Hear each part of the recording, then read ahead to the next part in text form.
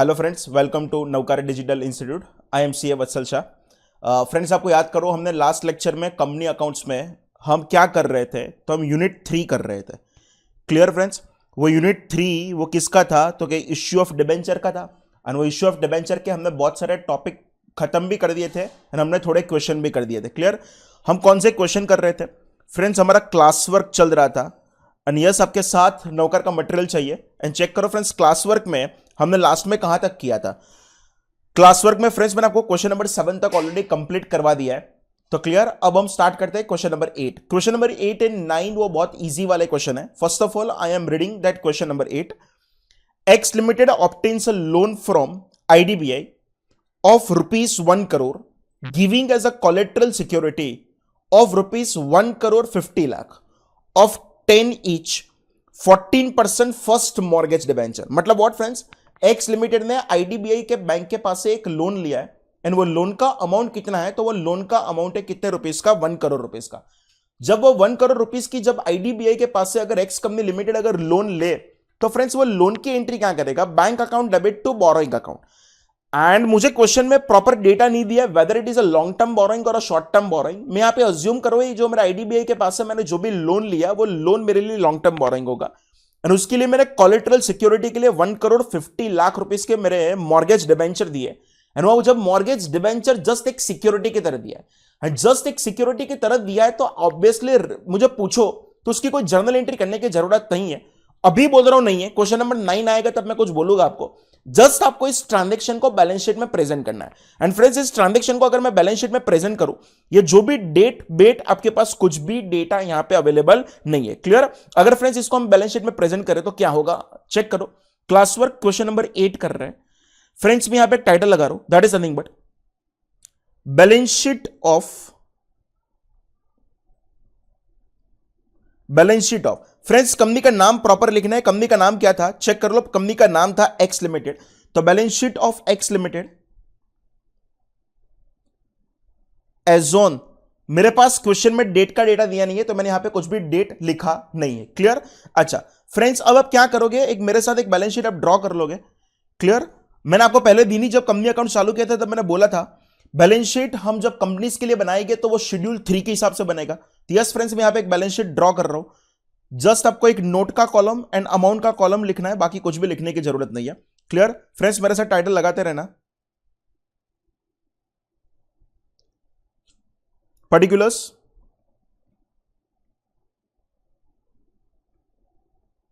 Note number and finally मैं यहां पे लिखूंगा that is nothing but amount rupees में लिख दूंगा। यहां तक रेडी? अब फ्रेंड्स मैं यहां पे बोलूं, हम सबसे पहले क्या करते हैं, तो सबसे फर्स्ट मेन टाइटल लगाते हैं, दैट इज नथिंग बट हम यहां पे कौन सा लगाते हैं, तो हमारा जो मेन टाइटल होता है वो होता है इक्विटी एंड लायबिलिटी का। हमारा मेन टाइटल रहने वाला that is nothing but equity and liability. Friends उसके बाद हम क्या क्या लिखते हैं, शेयर कैपिटल लिखते हैं, वो सब कुछ लिखते हैं, पर यहां पे वो कुछ लिखने की जरूरत नहीं है। जो क्वेश्चन में जस्ट आपको ये लोन को प्रेजेंट करना है। और क्वेश्चन में अगर जस्ट आपको ये लोन को ही प्रेजेंट करना है तो आपकी हालत क्या होगी वो समझाओ। सबसे पहले मैं यहां पे एक अंदर का एक मेन हेडिंग लगा रहा हूं, that is nothing but non current liability. And friends वो नॉन करंट लायबिलिटी में अंदर एक सब हेडिंग आएगा that is called long term borrowing.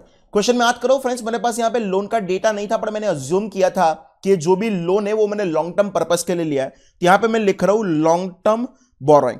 And friends हमने जो भी आईडीबीआई के पास से जो भी लोन लिया था वो कितने रुपीस की लोन था, तो कहने से फ्रेंड्स लॉन्ग टर्म बोरोइंग मुझे यहां पे अमाउंट में लिखना पड़ेगा कितने रुपीस का लोन था, तो कहने से फ्रेंड्स वो 1 करोड़ रुपीस का लोन था। पर वो 1 करोड़ रुपीस के लोन के सामने हमने हमारे 1 करोड़ 50 लाख के डिबेंचर को मॉर्गेज किए थे। देखो फ्रेंड्स क्वेश्चन में आपको लिख के दिया, डिबेंचर को मॉर्गेज किए थे as a collateral security. And अगर एज अ कोलेटरल सिक्योरिटी किया था तो सिंपल आपके स्टेक होल्डर को भी ये पता चलना चाहिए, कल उठ के अगर हमने वो आईडीबीआई की लोन को रीपेमेंट नहीं किया तो इट मे बी पॉसिबल वो हमने जो सिक्योरिटी दिया था वो सिक्योरिटी की वजह से सिक्योरिटी के अगेंस्ट में आईडीबीआई बैंक हमारे पास से वो रुपीस को रिकवर करने वाला है। तो just for the better disclosure मैं यहां पे लिखूंगा ब्रैकेट में गिवन फर्स्ट फ्रेंड्स साथ में ये भी चेक कर लो कितने परसेंट वाले थे। तो 14% फर्स्ट मॉर्गेज डिबेंचर्स थे, तो आपको स्पेसिफिकली लिखना पड़ेगा given 14% first mortgage debentures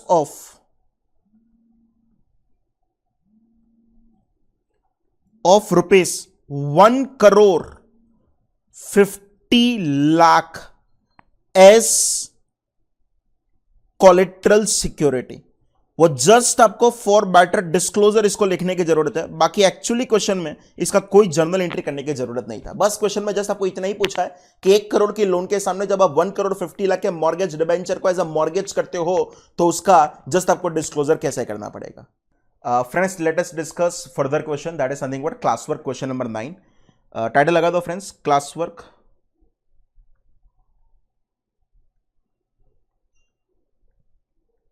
question 9। First of all friends I am reading that question 9, आपको भी साथ में पढ़ते रहना है। Taking the same information of the question 8, आपको ऊपर की इंफॉर्मेशन को ही कंसीडर करना था एंड उसके बाद आपको एक एंट्री करके देना है कि उस जो आपने 1,50,00,000 के जो डिबेंचर अपने जो एज अ मॉर्गेज किए उसकी एंट्री क्या करोगे। फ्रेंड्स जब मैं असेट को जब मैं लोन लेता था तो कहना से वो लोन की एंट्री सबको आता है, bank account debit to loan account, उसका पूछा ही नहीं है। आपने जो डिबेंचर को जो मॉर्गेज किया तो उसकी एक्चुअली मैंने पूछा था कुछ एंट्री करने की जरूरत नहीं है, पर अगर तो भी आपको करना है तो डिबेंचर सस्पेंस अकाउंट खोलना पड़ेगा। Debenture is our liability and if it is our liability then it's always it is credited. तो साथ में मैं एक डिबेंचर सस्पेंस अकाउंट डेबिट कर दूंगा, मतलब इन दैट सिचुएशन फ्रेंड्स हम जर्नल एंट्री क्या करेंगे,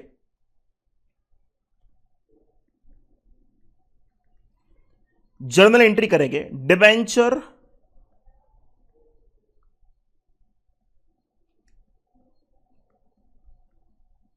सस्पेंस अकाउंट डेबिट कितने रुपीस, तो क्या 1,50,00,000। फ्रेंड्स 1 करोड़ नहीं, आपने जो 1 करोड़ का लोन लिया था वो नहीं, जितने डिबेंचर एज अ मॉर्गेज किया था ना वो लिखना था। टू 14% डिबेंचर्स अकाउंट आपको यहां पे क्रेडिट कर देना पड़ेगा टू 14% डिबेंचर्स अकाउंट एंड वो फ्रेंड्स कितना हो जाएगा, तो क्या 1,50,00,000। क्लियर। फालतू क्वेश्चन थे, इस दोनों में से कोई भी क्वेश्चन पूछने का चांसेस नहीं है, पर तो भी हम सेफर साइड एवरी क्वेश्चन हम यहां पे कंसीडर कर लेंगे। क्लियर है फ्रेंड्स। नेक्स्ट क्वेश्चन फ्रेंड्स हम स्टार्ट करेंगे, that is something but class work question number 10। अब एक बार टाइटल लगा देना,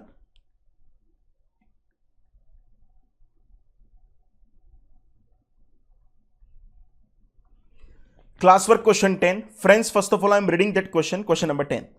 X Company Limited issued 10,000 14% debentures of nominal value of rupees 50 lakh as follow to sundry persons for cash at a 90% of the nominal value of 25 lakh. मतलब 25 लाख के debenture मैंने 90% पे issue किया, मतलब फ्रेंड्स मैंने 10% पे डिस्काउंट पर इशू मैंने किया है। नेक्स्ट चेक करें, to a vendor for purchase of a fix assets worth rupees 10 lakh, मैंने 10 लाख का फिक्स असेट परचेस किया था, उसके सामने मैंने उसको 12,50,000 नॉमिनल वैल्यू के डिबेंचर्स को दिए and to the bank as a collateral security for a loan of rupees 10 lakh, that is 12,50,000 nominal value. And आपको ये पूछा है पास नेसेसरी जर्नल एंट्रीज, हर एक के लिए आपको जर्नल एंट्रीज यहां पे पास करके देना है। क्लियर। चलो फ्रेंड्स हम उसके लिए स्टार्ट करें क्वेश्चन नंबर 10। क्वेश्चन नंबर 10 पहले इतना देख लो, टोटल कितने डिबेंचर्स थे, तो 14% डिबेंचर्स थे ऑफ रुपीज 50 लाख। तो हम पहले क्वेश्चन को एक बार समराइज कर दें। 14%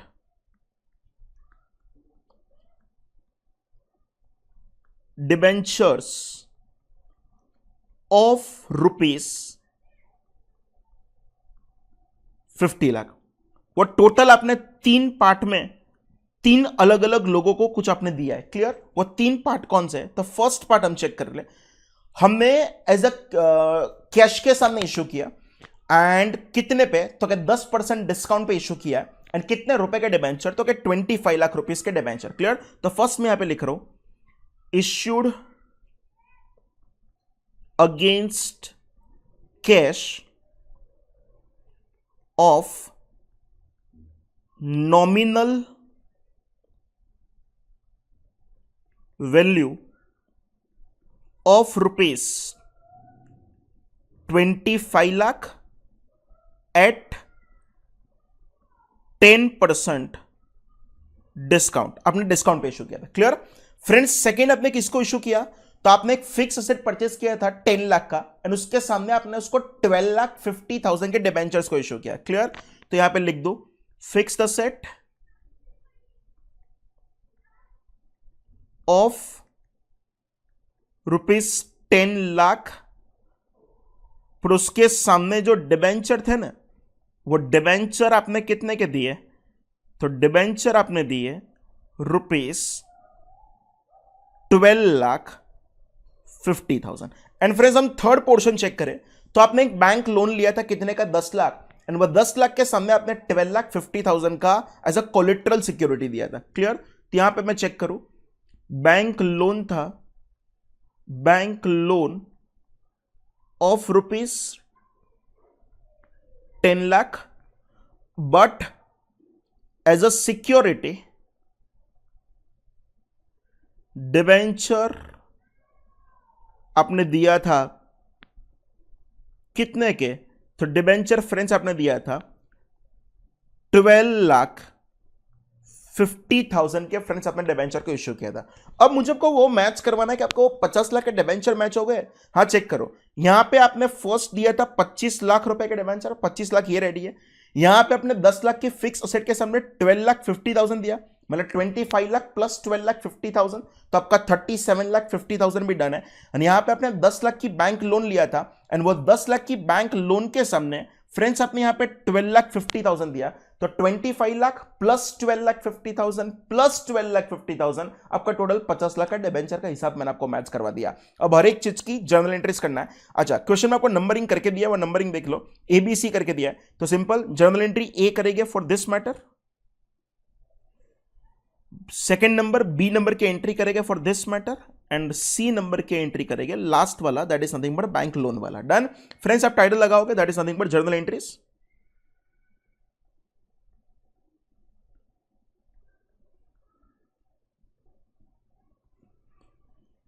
जर्नल एंट्री से एक बार मेरे साथ फ्रेंड्स आप कॉलम को ड्रॉ करोगे।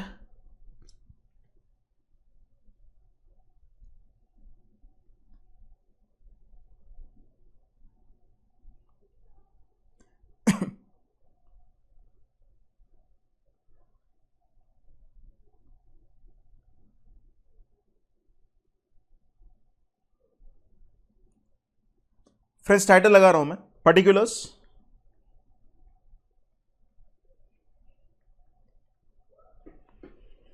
यहां पे लिख रहा हूं that is nothing but debit rupees,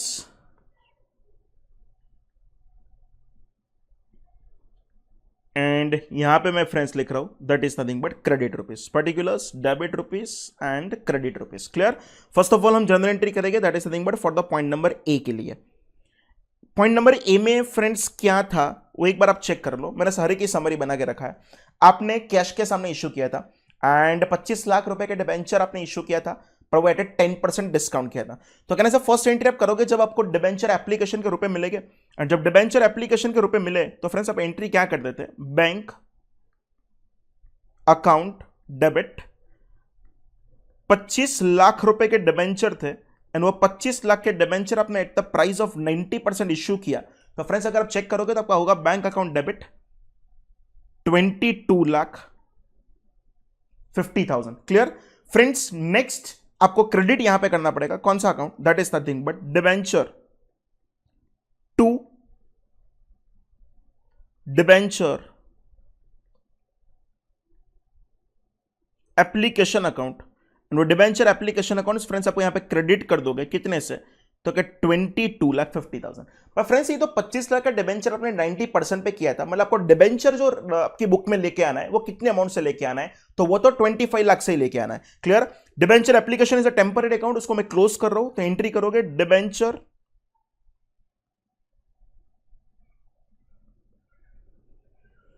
application account debit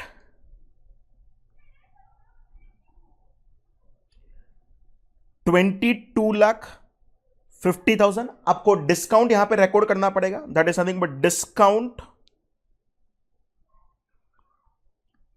on issue of, discount on issue of debenture account debit 2,50,000 to, friends ये कितने परसेंट वाले डिबेंचर थे वो भी मैंने ऊपर लिख के रखा था, टू 14% डिबेंचर्स अकाउंट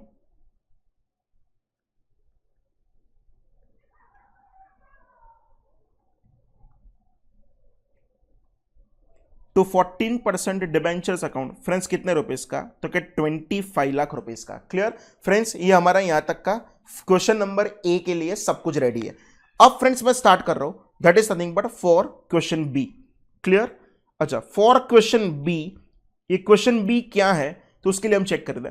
आपने एक फिक्स असेट परचेस किया था 10 लाख रुपीस का, और 10 लाख की फिक्स असेट के सामने आप 12,50,000 के डिबेंचर्स को इश्यू करो। तो सबसे पहले कहने से फिक्स असेट की परचेस की एंट्री बता दे।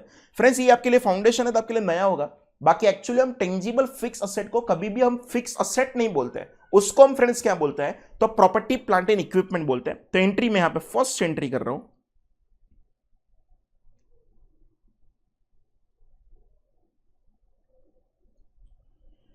फर्स्ट एंट्री आपका फ्रेंड्स होगा property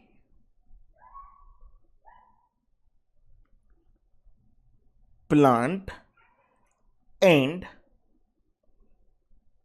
equipment account debit. Property plant and equipment account जो फ्रेंड्स आप डेबिट करोगे वो कितने अमाउंट से करोगे, तो वो तो कहना है आपको 10 लाख से करना है। टू, जो भी वेंडर है वो आपको वेंडर का अकाउंट यहां पे लिखना पड़ेगा, तो टू वेंडर अकाउंट, एंड वो वेंडर अकाउंट फ्रेंड्स कितने से हो जाएगा, तो आपका वो वेंडर अकाउंट हो जाएगा 10 लाख रुपए से क्रेडिट हो जाएगा। पर फ्रेंड्स आपने 10 लाख की फिक्स एसेट परचेस तो किया, पर उसके सामने आपने जो भी डिबेंचर जो इश्यू किए हैं वो 10 लाख के नहीं दिए, वो डिबेंचर जो आपने दिए वो तो 12,50,000 के दिए ना। तो सिंपल वेंडर का अकाउंट में यहां पे रिवर्स कर रहा हूं, तो उसके लिए मैं एंट्री करूंगा,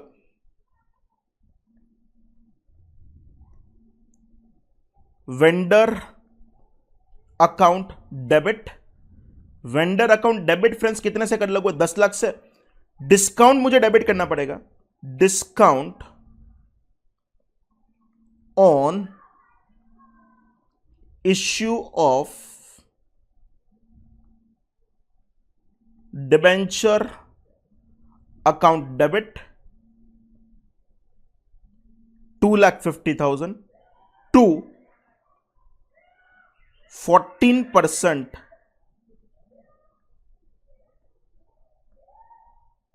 टू 14% डिबेंचर्स अकाउंट कितना, 12,50,000। क्लियर, तो मैंने 10 लाख के एसेट के सामने 12.5 लाख रुपए के डिबेंचर दिए थे।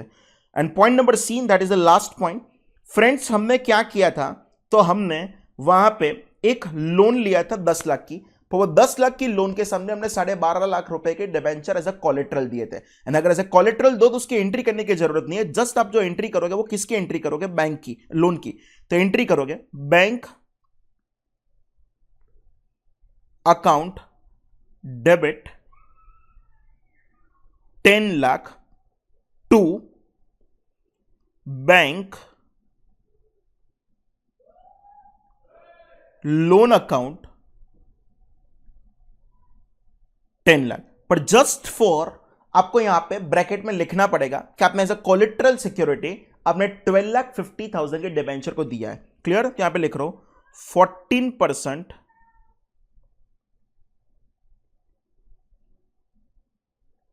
Debentures of rupees 12,50,000 is given as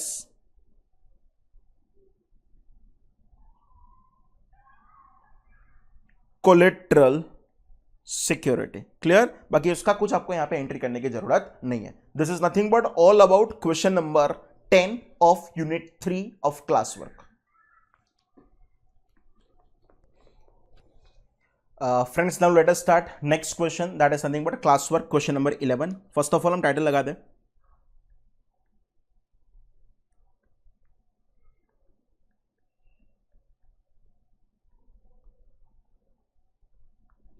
friends मेरे साथ एक बार क्वेश्चन नंबर 11 को पढ़ना।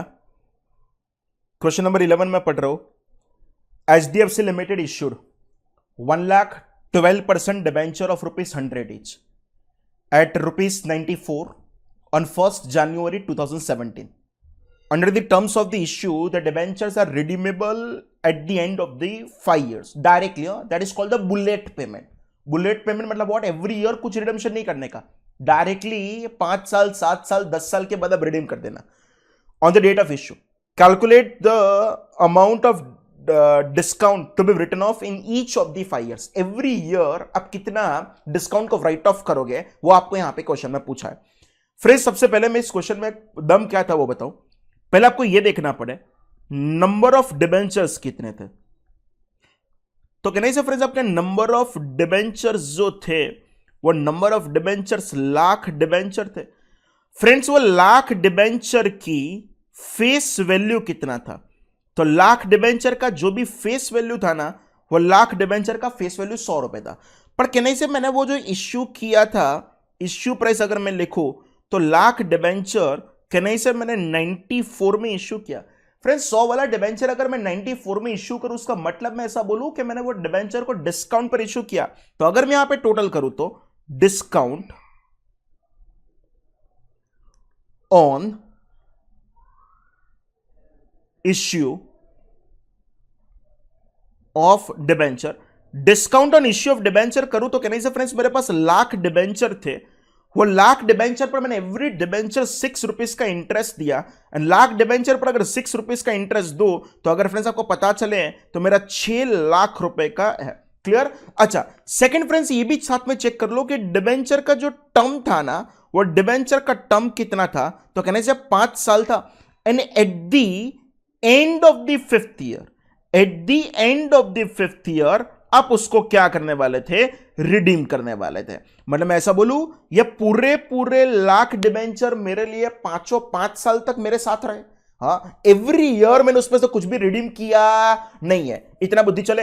अच्छा सिंपल मुझे आपको वो समझाना है कि बॉस अपने दिल को पूछो कि ये जो मेरा 6 लाख रुपए का जो मेरा डिस्काउंट है वो आज का है, वो 5 साल के बाद का है, कि वो टोटल 5 साल का है. तो कहने से वो मेरा 6 लाख रुपए का जो भी डिस्काउंट हुआ वो टोटल 5 साल का है. अगर वो 6 लाख रुपए का डिस्काउंट अगर वो टोटल 5 साल का है तो सिंपल उसको 5 साल में राइट ऑफ करना पड़े. तो सिंपल आपको क्वेश्चन में इतना ही पूछा है, अमाउंट रिटन ऑफ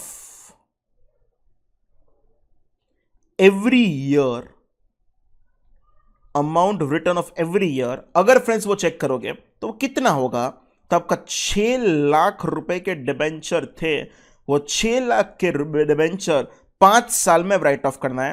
और अगर 5 साल में राइट ऑफ करो तो एवरी ईयर आपको 1,20,000 का डिस्काउंट को आपको राइट ऑफ करना पड़ेगा. अब फ्रेंड्स मैं आपको यह बता दूं, ये डिबेंचर जब इश्यू किया होगा ना, जब इश्यू किया होगा तब मैंने आपको क्या एंट्री किया होगा पता है आपको. एंट्री ऐसे ही किया होगा, बैंक अकाउंट डेबिट कितने, तो क्या 1 लाख डिबेंचर जिस पर मुझे पब्लिक ने 94 रुपीज दिए थे. तो कहने से फ्रेंड्स मैंने जब एंट्री किया होगा तब ऐसे एंट्री किया होगा, बैंक अकाउंट मैंने डेबिट किया होगा कितना, 94 लाख रुपीज डेबिट किया होगा.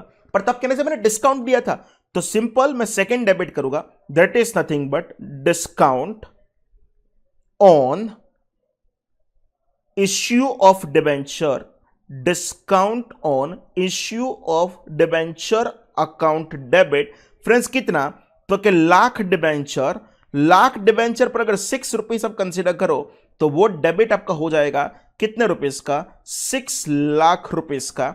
एंड अगर वो 6 लाख रुपीस का डेबिट हो जाए एंड आपको आपकी बुक में जो डिबेंचर क्रेडिट करना है ना, वो डिबेंचर फ्रेंड्स क्रेडिट कितने से करना है, वो तो 1 करोड़ से ही करना है. 2 अगर मैं यहां पे करूं तो फ्रेंड्स कितने परसेंट वाले डिबेंचर थे वो तो हमने लिखा ही नहीं था. तो एक बार उसको भी चेक कर लें. वो अब तो आपका था 12% वाला डिबेंचर था. तो आप क्रेडिट यहां पे करोगे 12% डिबेंचर्स अकाउंट. एंड वो 12% डिबेंचर्स अकाउंट आपको फ्रेंड्स क्रेडिट कर देना पड़ेगा. एंड वो क्रेडिट कितने से होगा, तो वो क्रेडिट होगा आपका 1 करोड़ रुपए से. क्लियर सब लोग फ्रेंड्स मेरे साथ, 1 करोड़ रुपए से आपका होगा. अब एवरी ईयर, जब every and of the year ये जो अपने 6 लाख रुपए के डिबेंचर था ना, 6 लाख रुपए का डिस्काउंट, उसको राइट ऑफ करना पड़ेगा। कहां पे? खर्चा है ना, तो डेबिट कर दो। कहां पे? पीएनएल में। आप एंट्री करोगे पीएनएल अकाउंट डेबिट। कितना था हमने ऑलरेडी कैलकुलेट करके रखा था, 1,20,000 टू डिस्काउंट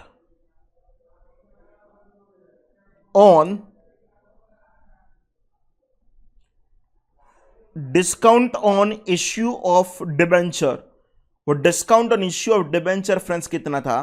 तो क्या 1,20,000। एंड आपकी स्टोरी यहां पे खत्म हो जाएगी। क्लियर? ये एंट्री है ना, आपको पूछा नहीं है, जस्ट मैंने आपको समझाया। एंड ये एंट्री जो मैंने लास्ट वाला जो डिस्काउंट की एंट्री किया, वो जस्ट आपको 1 साल नहीं करने का, वो एंट्री आपको 5 साल सेम एंट्री करना पड़ेगा। सब लोग साथ में? क्वेश्चन में कुछ नहीं था। आपका जो ये 6 लाख रुपए का जो डिस्काउंट था, वो डिस्काउंट को राइट ऑफ कैसे करने का, उसके रिगार्डिंग क्वेश्चन था। क्लियर? उसमें थोड़ा डिफिकल्ट लेवल अगर बढ़ाए तो हमको चेक करना पड़ेगा। That is something but class work. Question number 12। Clear? Class work question number 12। अब ये class work question number 12 first of all हम एक बार रीड कर ले। HDC limited issued 2 lakh 12% debenture of ₹10 each at ₹9.4 on 1st January 2010. Under the terms of the issue, 1/5 of the debentures are annually redeemable by drawing. The first redemption occurring on 31st December 2010. Calculate the amount of discount to be written off from the year 2010 to 2014. Friends एकदम ध्यान से हम check करें, debenture का issue date कौन सा था? तो डिबेंचर का इश्यू डेट था 1 जनवरी 2010। सेकेंड हम चेक कर रहे हैं कि फ्रेंड्स नंबर ऑफ डिबेंचर्स कितने थे। तो नंबर ऑफ डिबेंचर्स कितने से फ्रेंड्स? हमारे पास 2 लाख थे। थर्ड हम चेक करें what is the face value of debenture. तो कहने से face value of debenture is nothing but ₹10। Next हम चेक करें what is my issue price. तो कहने से 10 वाले डिबेंचर को हमने इश्यू किया था 9.4 में। तो फ्रेंड्स हम चेक करेंगे next, that is nothing but discount on issue of debenture. Just a minute. Discount on issue of debenture अगर मैं फ्रेंड्स चेक करूं तो कहने से वो मेरा डिस्काउंट हो जाएगा पर डिबेंचर 0.6 का। क्लियर? 0.6 का ये जो डिबेंचर है, वो 0.6 का जो डिस्काउंट है वो तो पर डिबेंचर आया ना। तो फ्रेंड्स अगर हम चेक करें total discount is equal to 2 lakh debenture. 2 lakh debenture पर अगर मैं चेक करूंगा 0.6, तो सिंपल फ्रेंड्स मेरा total discount on issue of debenture हो जाएगा 1,20,000। अब मैं आपको पूछ रहा हूं, ये जो डिबेंचर मेरे पास थे 2 लाख, वो मैं जस्ट 5th ईयर में रिडीम कर रहा हूं? तो आंसर इज नो। वो 5 साल में थोड़ा थोड़ा रिडीम कर रहा हूं। एंड एवरी ईयर मैं कहने से 1/5 जितना रिडीम करूंगा। तो अगर मुझे ये चेक करना पड़ेगा कि एवरी ईयर मेरे पास कितने डिबेंचर आएंगे। क्लियर? फ्रेंड्स मेरे साथ आप एक बार 3 कॉलम का एक टेबल बनाओगे।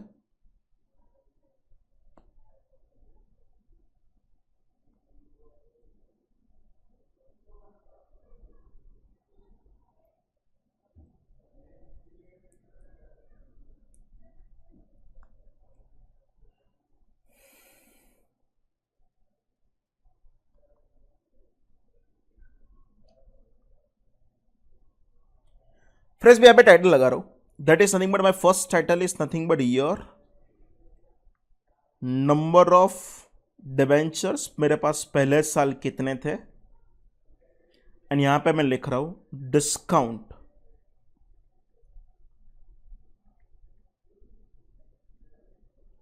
Discount return of. लास्ट वाला कॉलम फ्रेंड्स एक काम करें, थोड़ा बड़ा कर दें हम।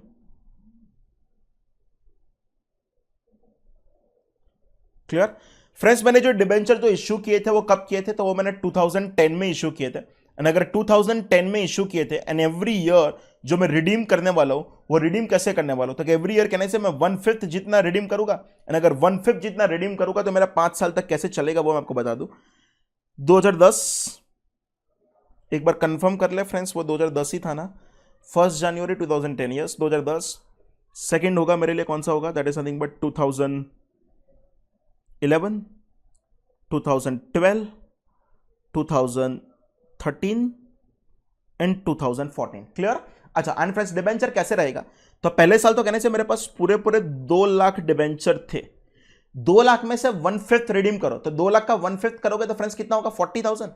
2 लाख में से 40,000 गया, तो कहने से फ्रेंड्स सेकेंड ईयर में आपके पास वो डिबेंचर कितना हो जाएगा, 1,60,000।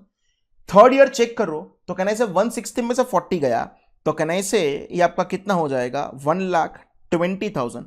फोर्थ ईयर चेक करो तो 120 में से 40 गए, तो कहने से फ्रेंड्स आपका डिबेंचर का बैलेंस कितना हो जाएगा, 80। एंड लास्ट में 2014 में वो जस्ट कितना रहेगा, 40,000। फ्रेंड्स अगर आपको रेशियो पता चले इसका, अगर आपको रेशियो पता चला तो आपका रेशियो कौन सा होगा पता है आपको, दिस इज नथिंग बट मुझे 5:4:3:2:1 के रेशियो में मेरे डिबेंचर के डिस्काउंट को राइट ऑफ करना पड़ेगा, बाकी क्वेश्चन में कुछ नहीं था। क्लियर। तो अगर फ्रेंड्स हम फर्स्ट ईयर का चेक करें तो फर्स्ट ईयर में मेरा 1,20,000 के डिबेंचर को 5:4:3:2:1 के रेशियो में करो तो इंटू 5 डिवाइडेड बाय 15 करके मुझे यहां पे राइट ऑफ करना पड़े। फ्रेंड्स कैलसी साथ में आपको यूज करते रहना है।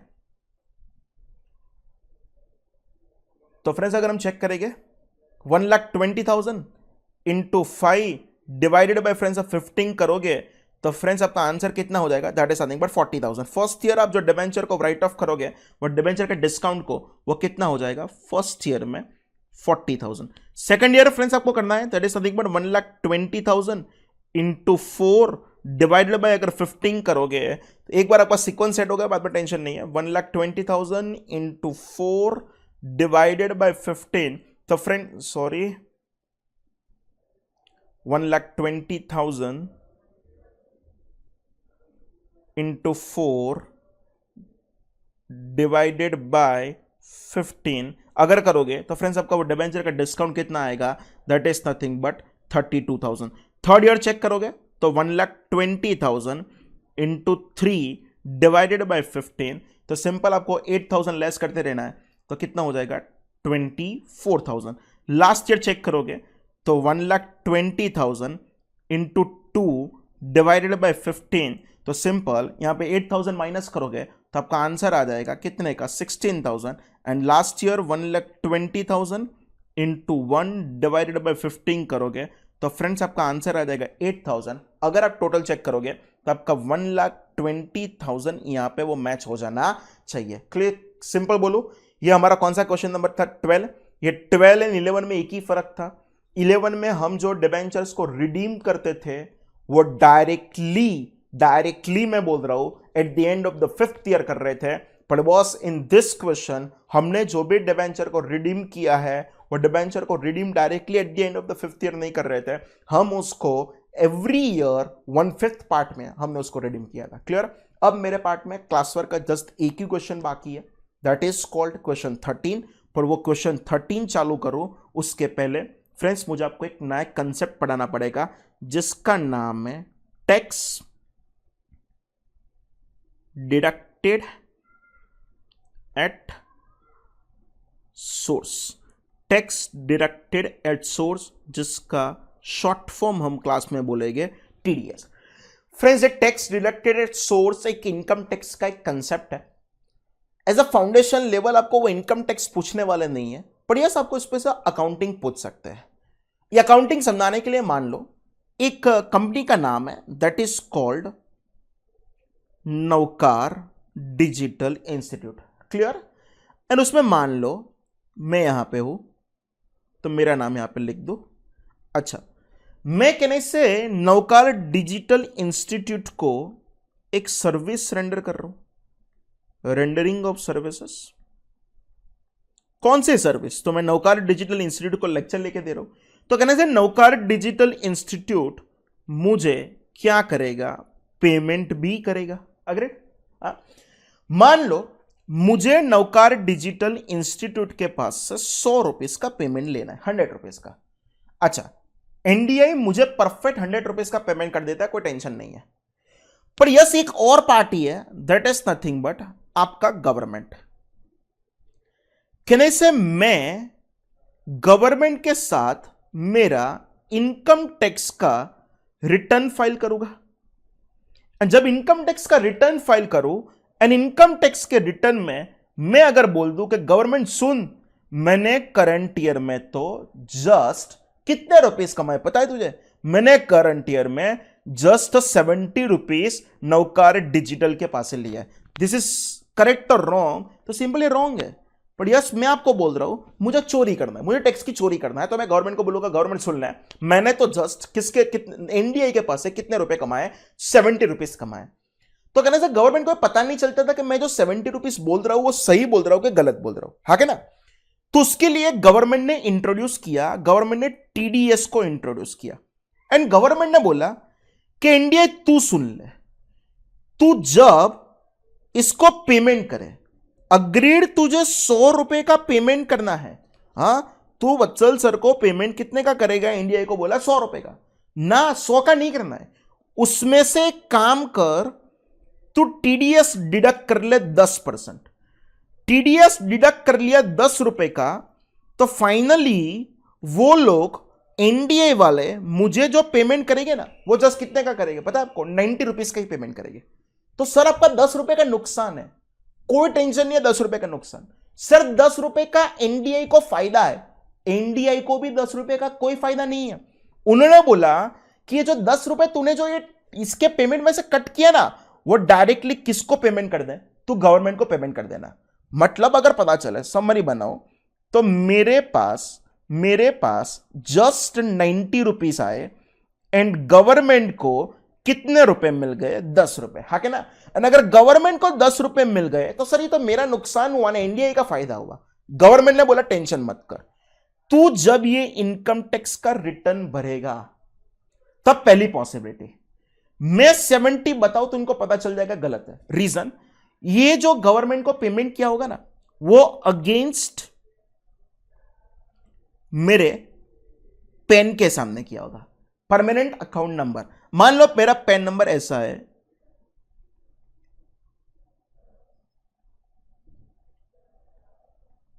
क्लियर? जिस मोमेंट पे एनडीआई मुझे पेमेंट करेगा 90 का, बाकी का 10 रुपए का वो जो गवर्नमेंट को देना, तो बोलने का ये भाई ये गवर्नमेंट सुन ले ये किसका है, तो ये इस पर्टिकुलर जिस बंदे का पान है ना उसके अगेंस्ट में हम आपको 10 रुपए दे रहे हैं। गवर्नमेंट के पास कहने से वो 10 रुपए आ गए और उसको पता है किसके पेन के सामने आए। तो कहने से जब मैं इनकम टैक्स का रिटर्न भरूंगा तभी भी मेरा पैन डिस्क्लोज करूंगा, गवर्नमेंट रिवर्स कैलकुलेशन करेगा। कैसे? इस बंदे का टीडीएस है 10 रुपए का, उसका मतलब इस बंदे की इनकम होना चाहिए 100 रुपए, बिकॉज टीडीएस का रेट कितना था? 10%। अगर मैं 70 रुपीज बताऊं, ये वाला 70, तो गवर्नमेंट मेरे अगेंस्ट में क्या मुझे एक नोटिस भेजेगा कि बॉस आपने कुछ गलत किया है। अब मुझे क्या करने का? मैं जब इनकम टैक्स का रिटर्न भरूंगा, अगर मान लो तब मेरी टैक्स की लायबिलिटी अगर 15 रुपए का आ रहा है, उन्होंने बोला 15 नहीं देने का, ऑलरेडी एनडीआई ने आपका टीडीएस मुझे दे दिया है कितने का? 10 का। तो सिंपल मैं गवर्नमेंट को जो भी फाइनल पेमेंट करूंगा वो कितने का करूंगा? 5 का। पर सर किसने बोला आपकी लायबिलिटी 15 का है? सर मान लो अगर आपकी टैक्स की लायबिलिटी 7 रुपए है तो टेंशन मत करो, एनडीआई ने कहने से मेरे पान के अगेंस्ट टीडीएस डिपॉजिट किया था 10 रुपए का, तो सिंपल बोलो वो 3 रुपए जो भी आया वो गवर्नमेंट मुझे क्या कर लेगा? रिफंड। सर ये टीडीएस का मेन फायदा क्या? जो मैं 70 रुपीज दिखा के जो मैं टैक्स की चोरी करता था, वो कहने से टैक्स की चोरी का मेरे पास ऑप्शन ही नहीं रहा, कंपल्सरीली जितना टीडीएस कट हुआ है उसके अगेंस्ट में आपको सामने इनकम दिखाना ही पड़ेगा। अगर कुछ लेसर इनकम दिखाओगे तो गवर्नमेंट को आपके सामने डाउट जाएगा। अब प्रॉब्लम क्या हुआ? ये टीडीएस नहीं सिखाता तो नौकर अपने लिए क्या एंट्री करता पता है? डायरेक्ट एंट्री कर देता ना, एक्सपेंस अकाउंट डेबिट टू मेरा नाम कितने रुपए? 100 रुपए एंड 100 रुपए, एंड फाइनली मुझे पेमेंट कर देता था। एंट्री क्या करता था? वत्सल सर अकाउंट डेबिट 100 रुपए टू बैंक अकाउंट 100 रुपए। पर ये रॉन्ग एंट्री हो गया, ये गलत है, ये कुछ करना ही नहीं है। रीजन, अब वो लोग मुझे पेमेंट नहीं करेंगे, वो लोग मुझे तो जस्ट 90 देंगे, तो एंट्री क्या करेंगे पता है? First entry expense account debit 100 to Vatsal sir not 100, मुझे तो बॉस 90 ही देंगे। एंड उसके बाद एक लायबिलिटी क्रिएट करेंगे, कौन सा? TDS payable, tax deducted at source, कितने रुपीस का? 10 रुपीज का। क्लियर? ये ऊपर 900 नहीं है फ्रेंड्स, वो ऊपर जस्ट था 90 रुपीज। एंड फाइनली ये दोनों का पेमेंट कर देंगे, तब एंट्री करेंगे Vatsal sir account debit 90, TDS payable account debit 10, and finally payment कर देंगे, तब एंट्री करेंगे टू बैंक अकाउंट 100 रुपए। टीडीएस का परफेक्ट आपको कंसेप्ट पता चलना चाहिए। रुपीस डिडक्ट कर लेना है, पर वो अपने पास नहीं रखना है, वो रुपीस किसको दे देना है? फाइनली गवर्नमेंट को पेमेंट कर देना है। क्लियर? उसके हिसाब से फ्रेंड्स हमारा एक लास्ट क्वेश्चन पेंडिंग है, that is something but class work question number 13। Title लगा देना, बहुत अच्छा क्वेश्चन है, class work question 13। And class work question 13 जब मैं चालू करूं फ्रेंड्स, पहले एक क्वेश्चन रीड कर ले। A company issued 12% debentures of the face value of rupees 10 lakh at 10% discount on 1st January 2017. Debenture interest after deducting tax at source at the rate of 10% was payable on 30 June and 31st December every year.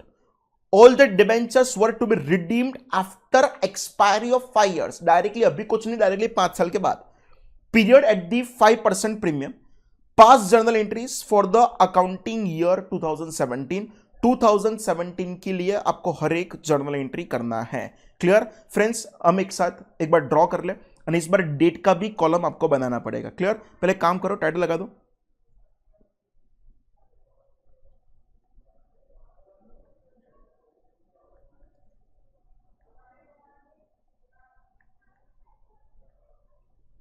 Title लगा दो journal entries. Clear? इस बार date का भी column बनाएंगे, because date उतना ही काम का है।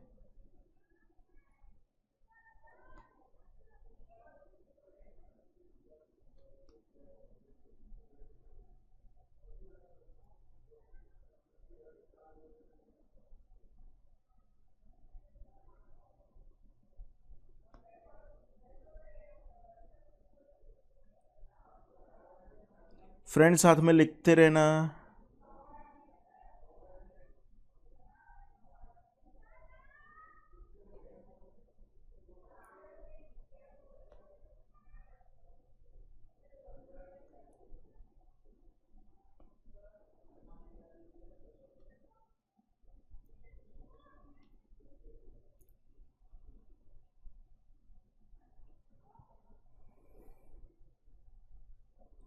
Clear friends? टाइटल लगा दो। फर्स्ट टाइम हमने डेट का कॉलम बनाया, date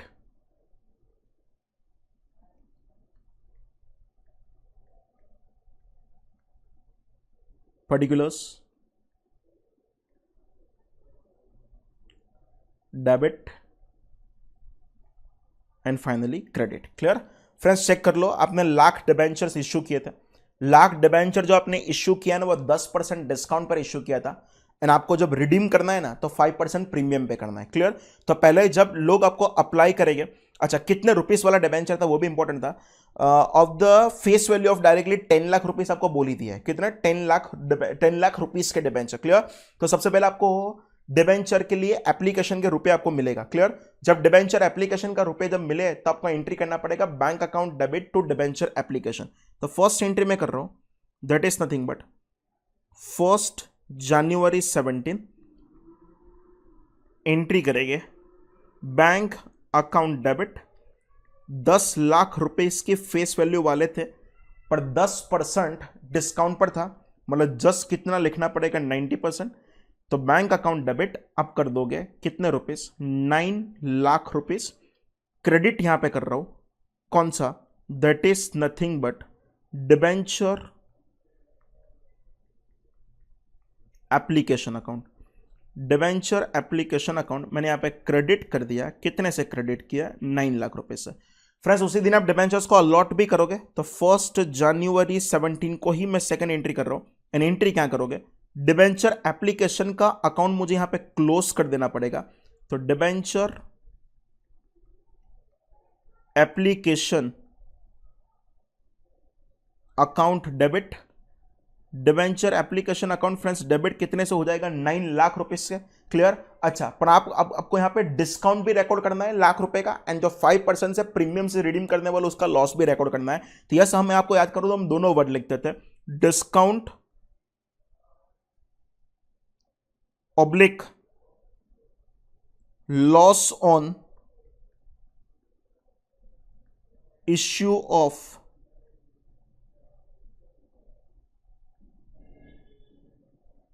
debenture account debit. Friends कितना होगा, 10 लाख वाला डिबेंचर 10% के डिस्काउंट से किया था, तो वो मेरा लाख रुपीस का डिस्काउंट था। एंड 10 लाख वाले डिबेंचर को हम 5% प्रीमियम से रिडीम करने वाले हैं, तो वो मेरा 50,000 रुपए का वो प्रीमियम का लॉस था। टोटल चेक करें तो डिस्काउंट और लॉस सिंपल कितना होगा, 1,50,000। क्लियर। टू, मुझे जो डिबेंचर जो रिकॉर्ड करना है ना, वो तो पूरे 10 लाख से करना है। एंड फ्रेंड्स वो कितने परसेंट वाले थे, तो 12% वाले। तो यहां पे मैं रिकॉर्ड करूंगा 12% टू 12% डिबेंचर्स अकाउंट। एंड वो 12% डिबेंचर्स अकाउंट जो मैं करूंगा वो कितने से क्रेडिट कर दूंगा, 10 लाख से। एंड बाकी का 50,000 का मुझे डिबेंचर रिडम्पशन प्रीमियम बनाना पड़ेगा। तो यस, मैं आगे क्रेडिट कर रहा हूं 2 debenture redemption premium account. Friends ये तो इश्यू ऑफ डिबेंचर की एंट्री थी, वो तो हमने इस चैप्टर के इनिशियल स्टेज पे किया ही था, अभी तक मैंने कुछ भी नया किया नहीं है। फ्रेंड्स 10 लाख का 12% के हिसाब से डिबेंचर था, पर उसका जो आपको इंटरेस्ट देना है ना, वो एवरी ईयर पे नहीं देना है, उसका इंटरेस्ट एवरी 6 मंथ्स पर देना है। तो कहने से फ्रेंड्स आप फर्स्ट इंटरेस्ट जब दोगे वो कौन सी डेट होगा, 30 जून 17 को दोगा, 6 महीने का इंटरेस्ट दोगे ना। अच्छा, फर्स्ट टाइम डिबेंचर इंटरेस्ट पूरा डिबेंचर होल्डर को नहीं देना है, 10% टीडीएस काट के किसको दोगे, तो 10% आप टीडीएस काट के गवर्नमेंट को दोगे। पता चल रहा है मैं क्या बोल रहा हूं। तो नेक्स्ट एंट्री में यहां पे कर रहा हूं, that is nothing but debenture interest account debit,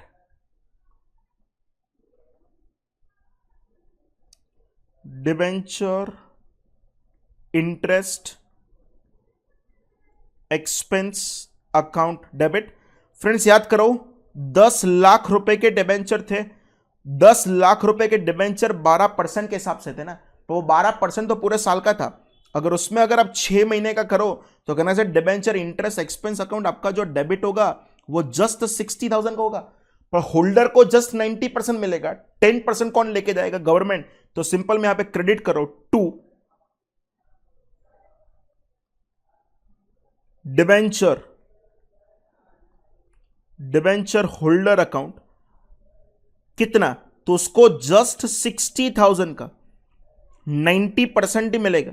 तो 60,000 का 90% 54,000, एंड बाकी का किसको देना पड़ेगा, गवर्नमेंट को। तो 2 टीडीएस पेएबल अकाउंट, वो कितना, तो फ्रेंड्स 60,000 का 10% देना है, वो कितना देना पड़ेगा, तो कहना है 6,000 देना पड़ेगा। मतलब कंपनी को तो 60 देना ही है, पहले एक ही पार्टी को देते थे, अब 2 पार्टी को देंगे। एंड जब उसका पेमेंट करें तो 30 जून 17 को जब उसका पेमेंट करूं, एंट्री करूंगा डिबेंचर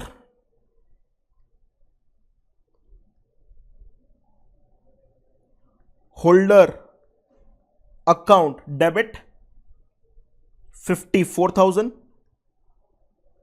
टीडीएस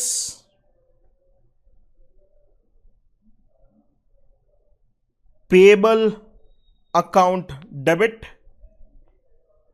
6,000, 2 मैं क्रेडिट कर दूंगा बैंक अकाउंट, कितना, तो क्या 60,000। क्लियर। बैंक अकाउंट आपने क्रेडिट कर दिया कितने से, 60। ये फर्स्ट हाफ का इंटरेस्ट हुआ 30 जून का।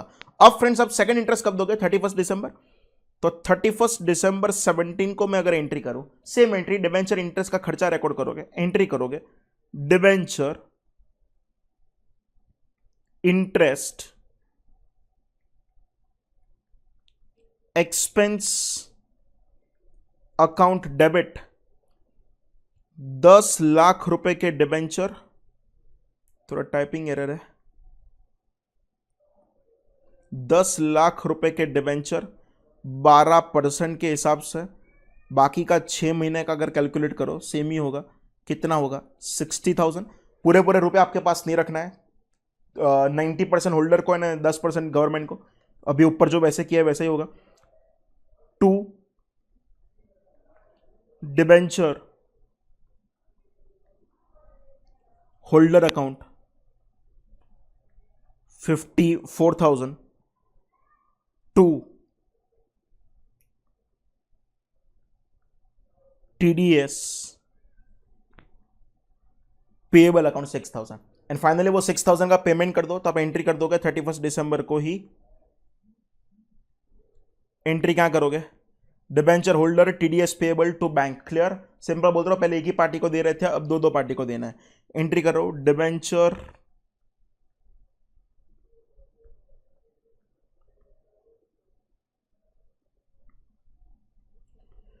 Holder account debit 54,000 TDS payable account debit 6,000 to bank account.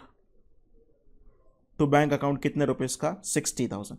Friends, question बनाने वाले ने परफेक्ट पूछा था। 2017 में जितनी भी जर्नल एंट्रीज पॉसिबल था वो हर एक जर्नल एंट्रीज आपको बोलना था, तो यहां तक तो मैंने एंट्री कर दिया, पर क्लोजिंग में जो भी हमने डिबेंचर इंटरेस्ट एक्सपेंस का अकाउंट खोला था उसको ट्रांसफर कर दे पहले पीएनएल में।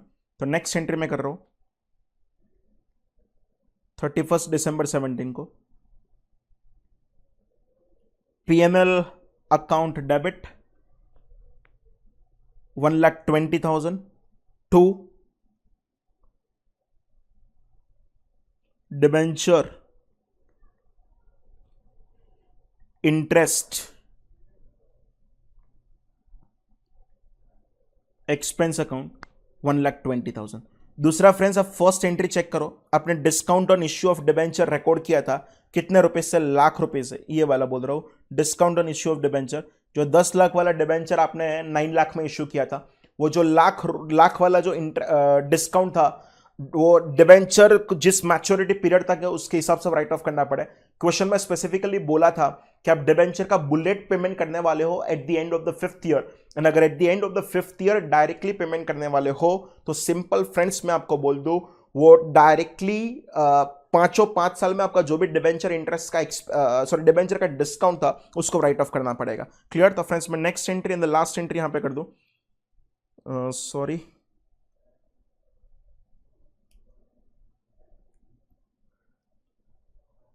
थर्टी-1 दिसंबर 17 को मैं लास्ट एंट्री कर रहा हूं। That is nothing but PNL account debit. वो लाख रुपए का डिस्काउंट था, वो लाख रुपए के डिस्काउंट को 5 साल में राइट ऑफ करो तो आपका पीएनएल अकाउंट डेबिट हो जाएगा 20,000 to discount on issue of debenture account. वो फ्रेंड्स कितना हो जाएगा? 20,000। Clear friends? यहां तक कि पूरी 2017 की जितनी भी जर्नल एंट्रीज पॉसिबल था वो हमने कर लिया है। फाइनली मैंने आपको यूनिट 2 के क्लास वर्क के 20 क्वेश्चंस, यूनिट 3 के क्लास वर्क के 13 क्वेश्चन, टोटल हमारे 33 क्वेश्चंस डन है। अब हम स्टार्ट करेंगे, that is nothing but homework 1। Clear friends? Friends, let us start homework question number 1. First of all, I am reading that question, one of the good question. PU Limited issued at par 2 lakh equity shares of rupees 10 each, payable rupees 2.5 on application, rupees 3 on allotment, rupees 2 on first call, and the balance on the final call. All the shares were fully subscribed. Mr. Pal, who held 20,000 shares, paid full remaining amount on first call itself. The final call which was made after 3 months from the first call was fully paid except a shareholder having 2000 share who paid his due amount after 2 months along with interest on calls in arrears. Company also paid interest on calls in advance to Mr. Pal. You are required to prepare the journal entries to record this transaction. Clear friends? याद करवा दूं, सबसे पहले हम ये check करते थे, ये स्टेप को हम कुछ 3-4 स्टेप में, ये सम को हम 3-4 स्टेप में करते थे फ्रेंड्स. स्टेप 1 अगर मैं चेक करूं तो कंपनी ने कितने शेयर को इश्यूड किया, पब्लिक कितने शेयर को अप्लाई करेगी, issued, applied and finally that is nothing but allotted. Company ने कहने से 2 लाख शेयर्स को इश्यू किया है, पब्लिक ने 2 लाख शेयर्स को अप्लाई किया एंड फाइनली अलॉट भी चेक करो तो कंपनी ने 2 लाख शेयर्स को अलॉट भी कर दिया. अगर मैं सिंपली चेक करूं, this share is nothing but fully subscribed. ये आपके लिए कैसा हो गया, फुल्ली सब्सक्राइब्ड हो गया, कोई टेंशन नहीं है. क्लियर? अच्छा फ्रेंड्स, नेक्स्ट हम चेक करेंगे, दैट इज नथिंग बट हमारे लिए स्टेप 2. आपने रुपए कैसे मंगाए, मतलब आपने at the time of application कैसे रुपए मंगाए, आपने at the time of allotment कैसे रुपए मंगाए, आपने at the time of first call कैसे रुपए मंगाए and finally at the time of second call आपने कैसे रुपए मंगाए. वो सब कुछ आपको यहां पे चेक करना पड़ेगा. फ्रेंड्स, हम क्वेश्चन में चेक करें आपने एप्लीकेशन अलॉटमेंट में कैसे रुपए मंगाए. एप्लीकेशन 2.5, अलॉटमेंट के 3, first 2 and balance on final call 2.5, 3 and 2. Clear? आपको ऐसा बोला है. तो एप्लीकेशन के मैं सामने लिख रहा हूं 2.5, अलॉटमेंट में मैं लिख रहा हूं 3, यहां पे लिख रहा हूं 2. टोटल 10 वाला शेयर 10 में इश्यू किया था. तो बैलेंसिंग फिगर फ्रेंड्स आपने कब मंगाया होगा, at the time of final call. Share bore कुछ नहीं है, जस्ट आपको यह पूछा है एप्लीकेशन अलॉटमेंट, उसका आपको एंट्री करके देना है. तो फ्रेंड्स हम स्टार्ट करें, that is nothing but journal entries.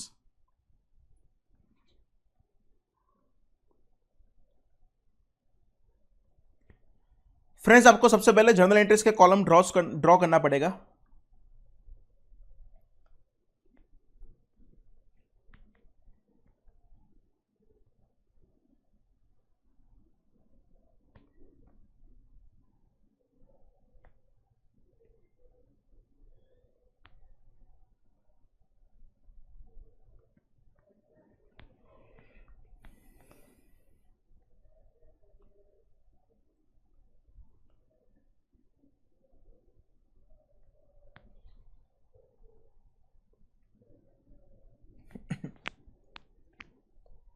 Title लगा दो, particulars,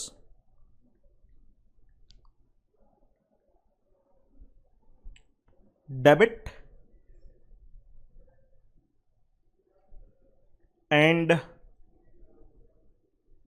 credit, particulars, debit and credit. Clear? Friends, सबसे पहले आपको एप्लीकेशन के रुपए मिलेंगे. जब एप्लीकेशन के रुपए मिले तब आपको एंट्री करना पड़ेगा, that is nothing but bank account debit to share application account. Clear? तो फर्स्ट एंट्री करोगे friends, bank account debit. Friends, आपके पास 2 लाख शेयर्स थे. 2 लाख शेयर्स पर अगर चेक करोगे तो आपने एप्लीकेशन के कितने रुपीस मंगाए थे, तो 2.5.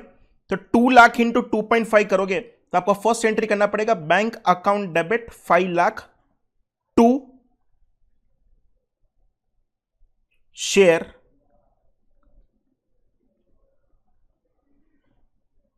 Application account 5 lakh. ये 5 लाख रुपए जब आप ट्रांसफर कर दोगे कहां पे, तो शेयर कैपिटल में एंट्री करोगे, share application account debit to share capital account. तो फ्रेंड्स मैं नेक्स्ट एंट्री कर रहा हूं, share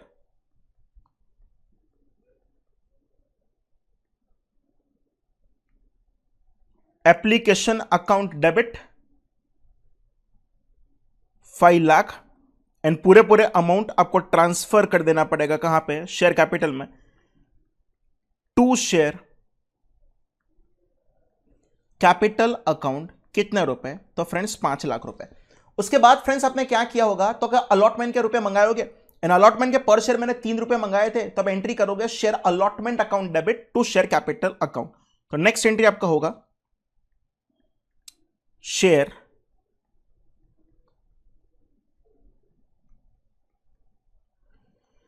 allotment account debit 2 lakh shares into 3 rupees. तो सिंपल शेयर अलॉटमेंट अकाउंट आपका डेबिट हो जाएगा 6 लाख एंड आप क्रेडिट कर दोगे टू शेयर कैपिटल अकाउंट कितने रुपए 6 लाख। फ्रेंड्स अलॉटमेंट में भी कोई calls in advance and calls in arrears नहीं था, पूरे पूरे आपको 6 लाख रुपए मिल गए थे। जब मिले तब आपको एंट्री कर देना पड़े। एंट्री करोगे बैंक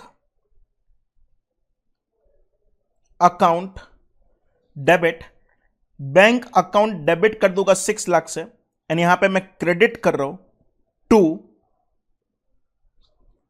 शेयर अलॉटमेंट अकाउंट कितने रुपीस। तो फ्रेंड्स 6 लाख रुपीस। अग्रीड यहां तक। अब आप क्या करोगे फ्रेंड्स, शेयर अलॉटमेंट तक सब कुछ सिंपल है। अब शेयर फर्स्ट कॉल के रुपए मंगाओगे एंड फर्स्ट कॉल के पर शेयर आपने 2 रुपए मंगाए थे, तो पहले 1 रुपए तो मंगा लो, एंट्री कर दो share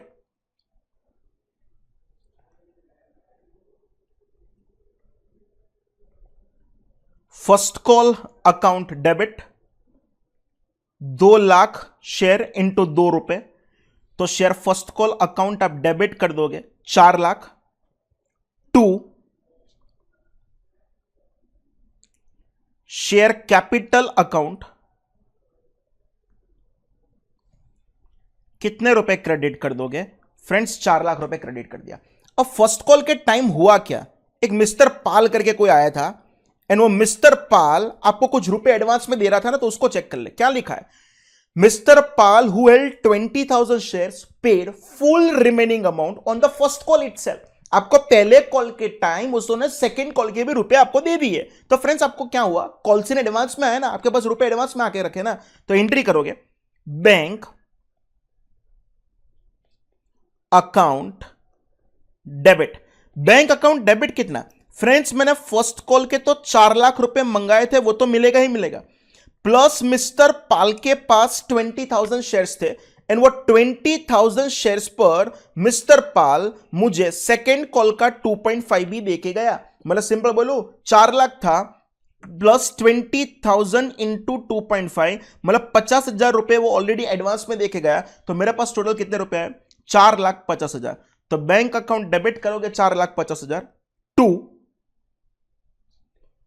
share first call account. वो शेयर फर्स्ट कॉल अकाउंट कितना हो जाएगा 4 लाख रुपए। बाकी के जो 50,000 रुपए मिले वो 50,000 रुपए वो आपकी एक लायबिलिटी है एंड आपको एक अकाउंट खोलना पड़ेगा। कौन सा account, calls in advance account. तो to calls in advance account कितना रुपए 50,000 रुपए। क्लियर, सिंपल बोलूं तो मेरा यहां पे फर्स्ट कॉल को भी स्टोरी खत्म हो गई। अब फ्रेंड्स फाइनल कॉल के रुपए मंगाओ, तो सिंपल एंट्री करोगे share second call account debit 2 lakh share पर। 2 लाख शेयर पर फ्रेंड्स अगर आप चेक करोगे तो आपके सेकेंड कॉल के कितने रुपए थे, तो सिंपल सेकेंड कॉल के आपने 2.5 रुपीस मंगाए थे, तो 2 लाख इंटू 2.5 तो सिंपल आपके सेकेंड कॉल के वो 5 लाख रुपए हुए। Share second call account debit 5 lakh to share capital account कितने रुपए 5 लाख रुपए। पर फ्रेंड्स आपको ये 5 लाख रुपए नहीं मिलेंगे। मस्त गेम है, ध्यान से सुनना। पहले काम करूं, बैंक अकाउंट डेबिट तो मैं कर ही दूं। बैंक अकाउंट डेबिट मैंने कर दिया। सुनो, मैंने 5 लाख रुपए तो मंगाए थे, पर उसमें से मिस्टर पाल था जिसके मुझे 50,000 रुपए एडवांस में मिले थे। तो कहने से वो 50,000 फिर से नहीं देगा, मतलब वो 50,000 माइनस कर देना पड़े। एंड एक शेयर होल्डर था जिसके पास कितने शेयर थे, उन्होंने मुझे ये इसके रुपए नहीं दिए थे। चेक करो उसके पास कितने शेयर थे। और शेयर होल्डर जिसके पास 2,000 शेयर्स थे, उन्होंने मुझे फाइनल कॉल के रुपए नहीं दिए। तो बैंक अकाउंट डेबिट 5 लाख तो मंगाए थे, 50,000 मिस्टर पाल के एडवांस में मिलके गए थे। तो सिंपल यहां पे 2,000 इंटू 2.5 और 5,000 रुपए नहीं मिलेंगे। 5 लाख माइनस 50,000 4.5 लाख रुपए, 4.5 लाख माइनस 5,000 4,45,000 मिलेंगे। तो सिंपल बोलू बैंक अकाउंट डेबिट 4,45,000। अच्छा, कॉल्स इन एडवांस का अकाउंट आपने पहले यहां पे क्रेडिट करके रखा है, उसको रिवर्स करोगे तो यहां पे डेबिट कर दिया मैंने कॉल्स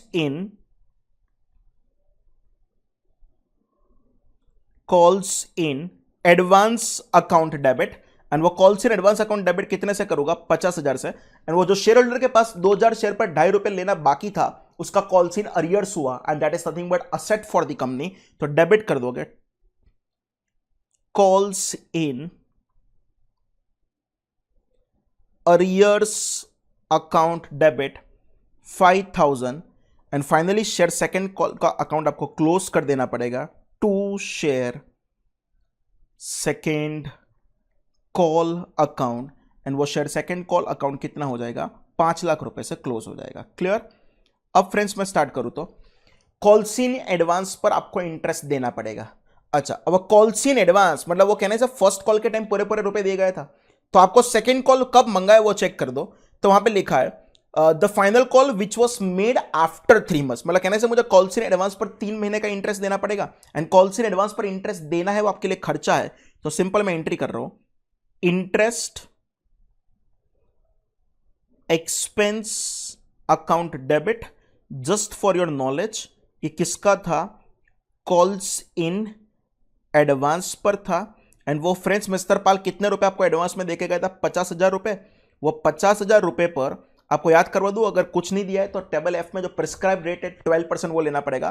50,000 पर 12% के हिसाब से अगर आप 3 महीने का इंटरेस्ट कैलकुलेट करो, तो फ्रेंड्स मैं यहां पे पहले कैलकुलेट कर रहा हूं, 50,000 इंटू 12% इंटू 3 महीने का इंटरेस्ट अगर आप करोगे तो 1,500 रुपए का आपको इंटरेस्ट देना पड़ेगा। तो इंटरेस्ट एक्सपेंस अकाउंट डेबिट 1,500 रुपए टू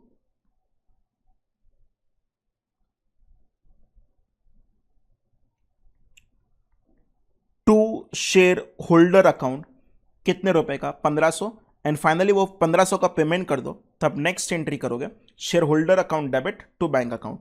तो फ्रेंड्स अब नेक्स्ट एंट्री करोगे शेयर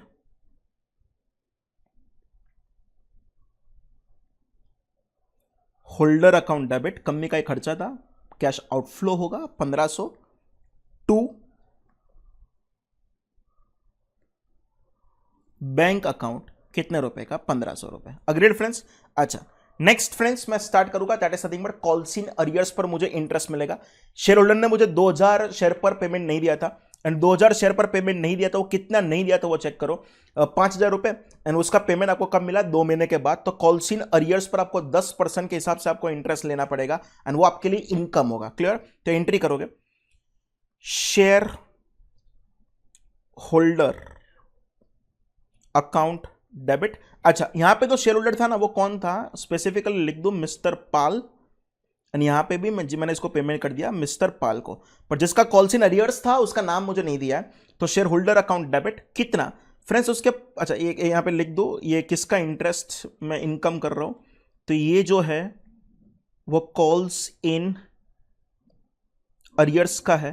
तो सिंपल 5,000 रुपए कॉल्स इन अरियर्स था, उस पर आपको 10% के हिसाब से इंटरेस्ट करना पड़ेगा, एंड सिंपल अगर आप वहां पे 2 महीने में उन्होंने पेमेंट दे दिया था, तो इंटू 2 डिवाइडेड बाई 12 के हिसाब से अगर इंटरेस्ट करो फ्रेंड्स, कैलसी का यूज इज्जत से करने का, 5,000 जिसका 10%, एंड वहां पे अगर 2 महीने के हिसाब से अगर फ्रेंड्स आप इंटरेस्ट करोगे तो आपका 83.33 रुपीज का इंटरेस्ट होएगा।